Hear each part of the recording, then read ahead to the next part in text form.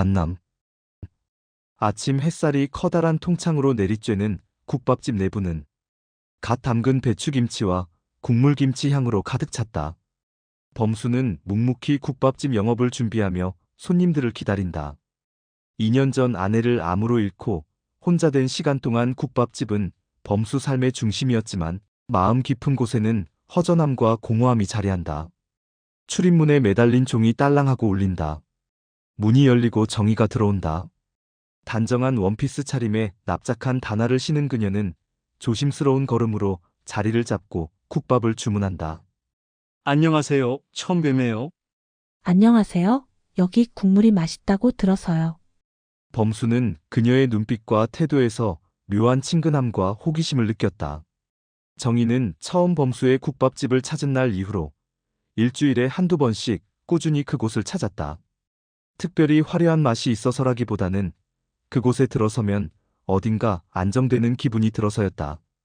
좁지만 따뜻한 조명, 은근한 국물 냄새가 배어있는 내부, 그리고 카운터 너머에서 묵묵히 손님을 맞는 범수의 태도 때문이었다.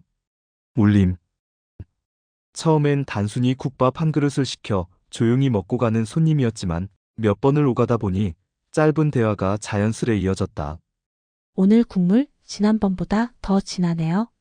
정희가 수저를 내려놓으며 말하자 범수는 조금 놀란 듯 웃었다.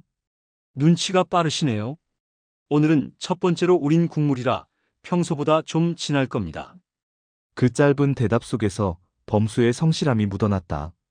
정희는 그 순간 말없이 자기 몫을 다하는 이 남자의 태도가 낯설면서도 묘하게 믿음직스럽다고 느꼈다. 이번엔 정희가 먼저 안부를 물었다. 사장님, 장사는 좀 어떠세요? 범수는 반찬 옮기던 젓가락질을 잠시 멈추고 고개를 돌렸다. 요즘은 날이 쌀쌀해져서 국밥 찾는 손님이 많습니다. 그래서 좀 버틸만 하죠. 정희는 그 대답에 고개를 끄덕이며 따뜻하게 미소 지었다. 그 웃음은 범수의 마음속 깊은 곳에 작은 울림을 남겼다. 아내가 세상을 떠난 뒤로는 누군가와 눈을 맞추며 이런 미소를 주고받은 적이 거의 없었기 때문이다. 며칠 뒤 정희는 일하러 나가기 전 국밥집에 들렀다. 아침 장사가 한창이라 범수는 분주하게 손님들을 맞이하고 있었다. 정희는 벽쪽 자리에 앉아 국밥을 먹으면서도 바쁘게 움직이는 범수의 손길을 유심히 바라보았다. 국자로 국물을 뜨고 그릇을 내놓고 김치통을 채워놓는 그의 모습은 단조로웠지만 진중했다. 그날 정희는 국밥값을 내면서 살짝 머뭇거리더니 말했다. 혹시 저 이걸 다 혼자 하시는 것 같은데 다음번엔 제가 도와드려도 될까요? 힘드실 것 같아서요. 범수는 순간 당황스러운 듯 눈을 동그랗게 떴다. 아니에요. 괜찮습니다. 손님이신데 왜 그런 말씀을? 정희는 가볍게 웃으며 고개를 저었다. 그냥 마음이 그렇다는 거예요. 제가 요즘 시간이 조금 남아서. 범수는 대답을 하지 못하고 그저 고개만 끄덕였지만 마음속 어딘가에 묘한 울림이 스며들었다. 그 후로도 정희는 국밥집에 자주 찾아왔다. 가끔은 점심시간을 피해서 한가한 오후에 와서는 범수와 더 긴 대화를 나눴다. 서로의 과거에 대해 깊게 이야기하지는 않았지만 날씨나 동네 소식, 장사 이야기 같은 사소한 주제만으로도 충분히 따뜻했다. 범수는 어느 순간부터 그녀가 문을 열고 들어오는 걸 기다리게 되었다. 출입문 종소리가 딸랑 울릴 때마다 혹시 정희가 아닐까 하는 기대감이 가슴속에서 살짝 부풀곤 했다. 정혜 역시 범수 곁에서 편안함을 느끼고 있었다. 묵묵히 자신을 대하는 범수의 시선은 그녀에게 작은 안식처가 되었다. 그렇다고 해서 범수에게 뚜렷한 의도를 드러내지는 않았다. 다만 시간이 흐를수록 그곳에 앉아 따뜻한 국밥을 먹고 있는 순간이 자신에게 소중하게 다가온다는 사실만은 분명했다. 어느 날은 이런 일도 있었다. 정희가 식사를 마치고 계산을 하는데 범수가 무심히 말했다. 오늘은 그냥 드시고 가세요. 단골이시니까요. 정희는 잠시 멈칫하더니 눈웃음을 지었다. 그러시는 거 아니에요? 다음으로 미룰게요. 범수가 더 고집하지 못하고 웃어넘기자 두 사람 사이에는 설명하기 어려운 온기가 스며들었다. 그렇게 몇 달이 흐르며 두 사람은 자연스럽게 친한 사이가 되었고 국밥집은 더 이상 식당이 아니라 서로의 마음이 살짝 기대어 쉴 수 있는 공간으로 변해갔다. 그러던 어느 날 정희가 불쑥 말했다. 혹시 시장에 같이 가보실래요? 요즘 혼자 가기도 뭐해서. 범수는 잠시 머뭇거리다가 결국 고개를 끄덕였다. 그래요, 같이 가시죠. 호감. 시장 골목은 사람들로 북적이고 생선과 채소 냄새로 뒤섞인다. 범수와 정희는 나란히 장을 보며 가벼운 대화를 주고받는다. 저도 요즘 혼자 사니 장 보는 게 심심했어요. 덕분에 외롭지 않네요. 범수는 혼잣말처럼 중얼거린다. 이런 소소한 시간조차 행복할 수 있구나. 골목을 걷는 동안 두 사람의 발걸음은 서로에게 맞춰지고 작은 연애의 시작이 느껴진다. 갈등. 거실에서 민호가 조심스럽게 입을 연다. 아버지, 엄마 떠난 지 겨우 2년밖에 안 됐는데 새로운 분을 만나신다고요. 범수는 숨을 깊게 들이마시며 답한다. 혼자 있는 세월이 너무 길었어. 이해해줬으면 한다. 민지는 살짝 아쉬움 섞인 목소리로 말한다. 아버지 마음은 이해하지만 엄마를 너무 빨리 잊는 것처럼 보여요. 이건 좀 배신 아닌가요? 범수는 잠시 침묵한다. 마음속에서는 외로움과 책임감, 자녀들을 설득하고 싶은 마음이 뒤엉켜 있다. 나는 너희 엄마를 잊지 않았어. 그냥 내 남은 삶을 조금이라도 따뜻하게 살고 싶은 거야. 민호는 얼굴을 찌푸리며 말한다. 그 아줌마가 정말 아버지를 위해 있는 건지 모르겠어요. 다른 이유가 있을 수도 있잖아요. 범수는 마음속에서 자녀들의 말을 완전히 부정할 수도 없어서 약간은 불안한 감정을 느꼈다. 한숨. 민지는 목소리를 조금 더 높이며 날카롭게 물었다.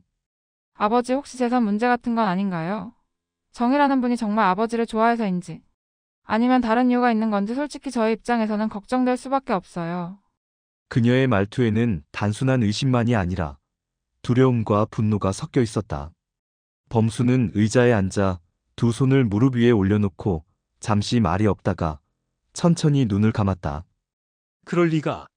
낮게 내뱉은 목소리는 확신을 담으려 했지만 어쩐지 힘이 없어 보였다. 잠시 후 그는 길게 숨을 내쉬며 말을 이었다. 하지만 너희들의 의심이 이해 안 되는 건 아니구나. 나도 마음이 약해져 있으니까. 민호는 팔짱을 낀 채 아버지를 똑바로 바라봤다. 아버지, 저희는 아버지가 행복했으면 좋겠어요. 어머니 떠나신 뒤로 얼마나 힘드셨는지 저희도 잘 알아요. 하지만 상처받는 건 저희도 원치 않아요. 그의 목소리는 단호했지만 떨림이 느껴졌다. 그 떨림에는 분노가 아니라 간절함이 깃들어 있었다. 범수는 민호의 눈빛을 바라보다가 고개를 숙였다. 방 안에는 무거운 침묵이 흘렀다. 시계 초침 소리가 유난히 크게 들렸고 창밖 바람이 스치는 소리마저 불편하게 느껴졌다. 결국 범수가 입술을 달싹였다. 너희 엄마 돌아가신 지 벌써 2년이구나. 그동안 나는 빈집 같은 마음으로 살아왔다. 그런데 아줌마를 만나면서 오랜만에 누군가 내 이야기를 들어주는 느낌을 받았어. 그는 순간 목이 메어 더 말을 잇지 못했다. 민지는 곧장 끼어들었다. 듣는 건 누구나 할 수 있어요. 하지만 의도는 다를 수 있죠. 아버지가 혼자인 걸 이용할 수도 있다는 말이에요. 민지의 눈동자는 흔들리지 않았지만 속마음은 애써 누른 불안으로 가득 차 있었다. 범수는 딸의 날카로운 지적에 순간 얼굴을 찡그렸다. 하지만 화를 내지 않고 오히려 더 조용히 말했다. 민지야, 내가 그렇게 말하니 나도 겁이 나는구나. 혹시 내가 너무 쉽게 마음을 연 건 아닌지. 그는 두 손으로 얼굴을 감싸며 깊은 숨을 몰아쉬었다. 그 모습에서 자식들은 처음으로 아버지가 단순히 고집스러운 가장이 아니라 흔들리고 상처받기 쉬운 한 인간이라는 걸 느꼈다. 민호는 의자에서 몸을 앞으로 숙이며 조심스럽게 말했다. 아버지, 저희는 아버지를 믿고 싶어요. 하지만 동시에 아버지를 지켜드리고도 싶고요. 그게 아버지께 잔소리처럼 들릴 수도 있겠지만 사실 저희도 많이 두려운 거예요. 범수는 천천히 고개를 끄덕였다. 내면에서는 사랑과 가족 간의 신뢰 사이에서 갈등이 이어졌다. 정의에게 향하는 온기와 자식들이 보내는 의심. 이런 시선들 사이에서 그는 자신이 어디에 서야 할지 점점 알 수 없게 되어갔다. 병원. 범수는 아내가 병원 침대에 누워있던 시절을 떠올린다. 창문 사이로 희미한 겨울 햇살이 비집고 들어와 하얀 벽에 길게 그림자를 드리웠다. 병실 특유의 소독약 냄새와 기계음, 간헐적으로 들려오는 기침 소리가 그의 귀를 맴돌았다. 그러나 그 모든 풍경 중 범수의 시선을 붙잡은 것은 단 하나, 침대에 누워있는 아내의 마른 얼굴이었다. 아내 정수는 암으로 오랜 시간 투병 중이었다. 항암 치료로 인해 머리칼이 거의 없어 얇은 스카프를 두르고 있었지만 눈빛만큼은 예전 그대로였다. 피곤에 지쳐 뜨거운 숨을 내쉬면서도 그 눈동자 속에는 이상할 만큼의 평온함이 있었다. 그녀는 힘겹게 손을 내밀어 범수의 손등을 잡았다. 괜찮아. 나 너무 걱정하지 마, 여보. 목소리는 갈라졌지만 그 속에는 애써 담은 미소와 가족을 향한 사랑이 묻어 있었다. 그 순간 범수의 마음속에서는 무너지는 듯한 울음이 치밀어 올랐다. 그는 차마 눈물을 흘리지 못한 채 두 손으로 아내의 가느다란 손을 감쌌다. 피부는 차갑고 건조했지만 그 온기마저 놓칠까 두려워 손끝을 더욱 세게 움켜쥐었다. 미안해. 다 내 탓이야. 속으로 중얼거리는 말은 목구멍을 타고 나오지 못하고 가슴속에서만 맴돌았다. 의사는 차분한 목소리로 병세의 악화를 설명했지만 범수의 귀에는 제대로 들어오지 않았다. 남은 시간이라는 단어만이 공허하게 맴돌며 그의 가슴을 찔렀다. 간호사가 링거를 교체하는 동안에도 범수는 아내의 얼굴에서 눈을 떼지 못했다. 그녀의 눈가에 주름이 깊게 패여 있었고 얇아진 입술은 고통을 말해주고 있었다. 그럼에도 정수는 남편을 안심시키려 애썼다. 그녀는 힘겹게 웃음을 지으며 속삭였다. 나 없이도 잘 살아야 해, 알지? 당신은 민호랑 민지 아빠라는 거 잊지 말고. 범수는 고개를 세차게 저었다. 그런 말 하지 마. 살 생각을 해야지. 왜 떠날 생각을 해? 아직 해야 할 게 너무 많아.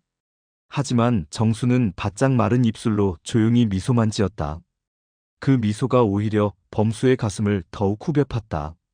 그날 밤 범수는 병실 소파에 앉아 아내의 잠든 얼굴을 바라보다가 결국 잠에 들었다. 새벽녘에 깨어났을 때 창밖으로 새벽빛이 어슴풀에 들어오고 있었다. 기계의 경고음이 울렸고 간호사들이 급히 들어왔다. 범수는 얼어붙은 채 바라볼 수밖에 없었다. 아내의 호흡은 점점 얕아졌고 의사의 차가운 선언이 이어졌다. 시간이 다 됐습니다. 범수는 결국 무너져 내렸다. 손끝에서 전해지던 마지막 온기가 사라져가는 순간 그의 세상도 함께 무너져 내린 듯했다. 눈물이 쏟아졌지만 아내가 바라던 대로 끝까지 흐느끼지는 못했다. 눈물이 그렁그렁한 두 눈을 깜빡이는 시간조차 아쉬웠다. 그만큼 정순을 볼 수 있는 시간이 앞으로 얼마 없기 때문이다. 부르르 떨며 꽉 깨문 어금니 사이로 침이 흘렀지만 모든 신경은 정순을 바라보는 데 쓰였다. 정순이 마지막으로 보였던 미소와 그 눈빛은 지금도 범수의 가슴 속에 지워지지 않는 흔적으로 남아있다. 그 기억은 이후의 삶에서 끊임없이 그를 따라다녔다. 혼자 남겨진 부엌, 아내가 쓰던 머그컵, 그리고 빈자리에 놓인 베개. 모든 것이 아직도 그대로인데 그녀만 없다는 현실이 범수를 짓눌렀다. 그는 종종 창문을 바라보며 그날 병원 침대 위에 아내가 난 괜찮아라고 말하던 장면을 되새기곤 했다. 괜찮을 리가 없는데도 끝까지 자신보다 남은 가족을 먼저 걱정하던 아내의 강인한 모습. 그 기억은 범수를 살게 하는 힘이자 동시에 그를 가장 괴롭히는 그림자였다. 의심. 옆집 야채가게 사장이 장을 정리하다가 잠시 멈추더니 범수에게 다가왔다. 그의 표정은 평소와 달리 약간 주저하는 기색이 묻어 있었다. 사장님, 저 괜히 나서는 걸 수도 있는데 말씀드려야 할 것 같아서요. 범수는 뜻밖의 말에 고개를 들었다. 가게 사장은 마치 무거운 비밀을 꺼내는 듯했다. 무슨 일이신가요? 범수가 묻자 그는 잠시 주변을 둘러보았다. 지나가는 다른 상인들이 혹시 들을까 조심하는 눈치였다. 그 정희 씨 있잖아요. 요즘 국밥집 재료 사입이나 계산 같은 게 좀 이상하더라고요. 장부 기록이랑 실제 구매액이 자꾸 안 맞아요. 마치 누가 몰래 숫자를 조정하는 것처럼 보여요. 범수의 눈이 크게 흔들렸다. 순간 가슴이 철렁 내려앉았지만 애써 표정을 감췄다. 정말요? 정확히 어떤 점이 이상했습니까? 목소리를 최대한 담담하게 유지했지만 내면에는 불안이 요동쳤다. 저도 정확히는 몰라요. 다만 우리 성인들이 서로 거래하다 보면 가격이야 금방 알잖아요. 그런데 국밥집에서 가져가는 단가랑 정희 씨가 장부에 적어둔 금액이 다르더라고요. 뭐 단순한 실수일 수도 있지만 자꾸 반복되니까 좀 수상해서요. 다른 가게에서도 그런 얘기가 나오고 있습니다. 범수는 눈길을 바닥으로 떨구며 깊게 숨을 내쉬었다. 정의가 그럴 리가 있을까? 아니면 내가 몰랐던 사정이 있는 걸까? 상인은 다시 범수를 바라보며 낮게 속삭였다. 사장님이 직접 확인해 보시는 게 좋을 것 같습니다. 제가 괜히 의심 불러일으킨 건 아닐까 걱정되지만 그냥 모른 척 넘기기에 뭔가 찜찜해서요. 범수는 억지로 미소를 지으며 고개를 끄덕였다. 알겠습니다. 고맙습니다. 괜히 마음 쓰이게 해드린 건 아닌가 모르겠네요. 하지만 그의 심장은 빠르게 뛰고 있었다. 국밥집에서 함께 일하며 보았던 정희의 성실한 모습, 가끔 웃으며 건네던 따뜻한 말들이 떠올랐다. 그런 사람이 정말로 뒤에서 무언가를 숨기고 있을까? 아니면 이 모든 것이 단순한 오해일까? 가게를 나와 집으로 돌아가는 길, 범수는 주변의 소음조차 귀에 들어오지 않았다. 상인의 말은 단순한 의심일 뿐이었지만 그의 마음속에는 커다란 파문이 일어나고 있었다. 의심은 아직 확신이 되지 않았지만 확신이 없어도 불안은 이미 깊숙이 자리를 잡아버렸다. 긴장. 국밥집 안은 저녁 시간을 맞아 손님들로 가득 차 있었다. 뜨거운 국물 냄새와 김이 가득 퍼지고 숟가락 부딪히는 소리와 웃음소리가 뒤섞여 시끌벅적했다. 정희는 능숙하게 손님들을 맞이하며 어서 오세요. 국밥 2그릇 나왔습니다. 하고 밝은 목소리로 외쳤다. 그녀의 얼굴에는 늘 미소가 걸려 있었고 손님들은 그 친절함에 금세 마음을 놓는 듯 보였다. 하지만 범수의 눈에는 그 모든 장면이 선명하면서도 낯설게 다가왔다. 손님들이 돈을 내고 정희가 거스름돈을 챙겨주는 모습 하나하나가 유난히 크게 보였다.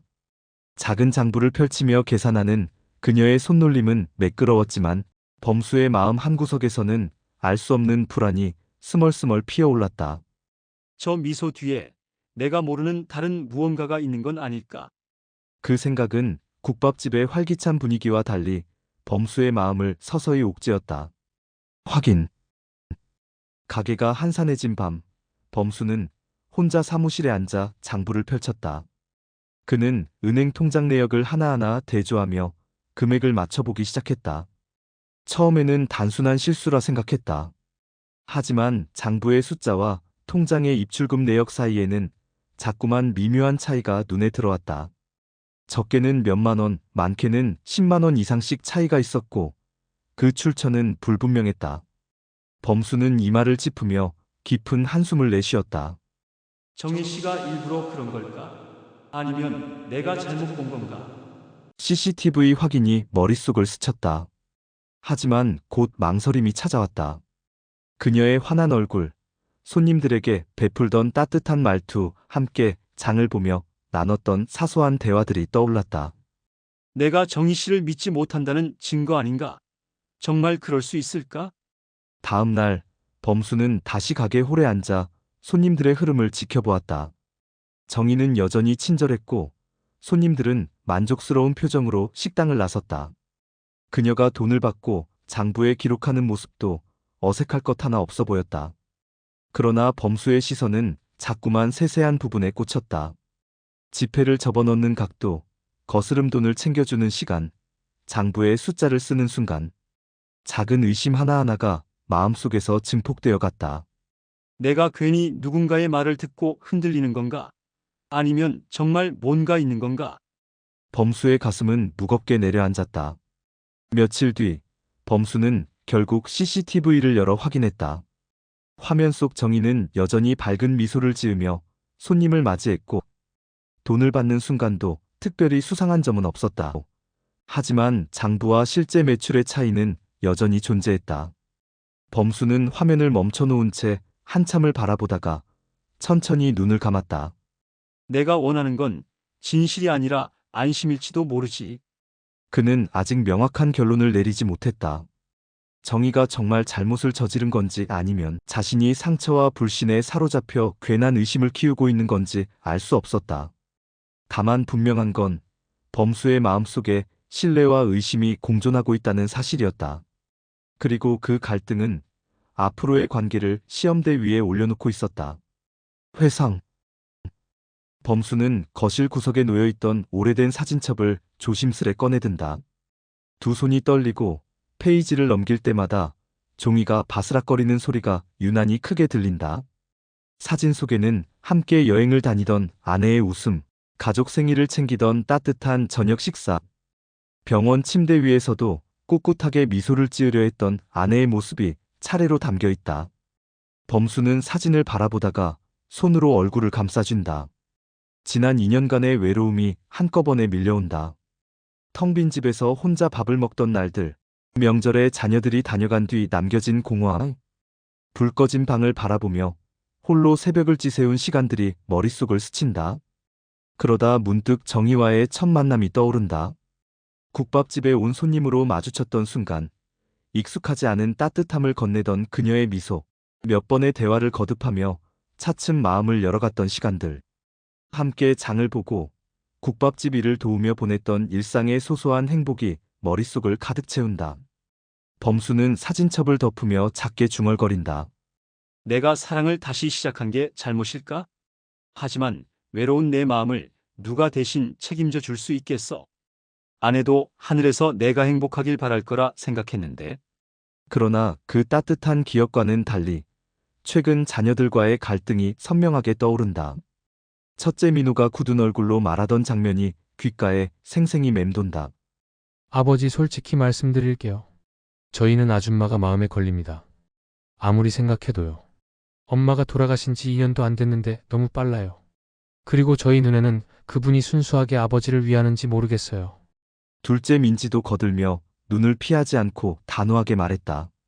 아빠, 우리 가족은 이미 상처가 많아요. 이제는 제발 안정적으로 지내셨으면 해요. 저희도 아버지를 지켜야 하잖아요. 범수는 그 말에 아무 대꾸도 하지 못한 채 깊은 한숨만 내쉴 뿐이었다. 며칠 후 정희와 마주 앉은 자리. 국밥집 한 구석. 아직 손님들이 드문 아침 시간이었다. 정희는 범수의 표정에서 이미 답을 읽은 듯 슬픈 눈빛을 하고 있었다. 자녀분들이 많이 힘들어하시나 봐요. 사실 저도 요즘 눈치가 보였어요.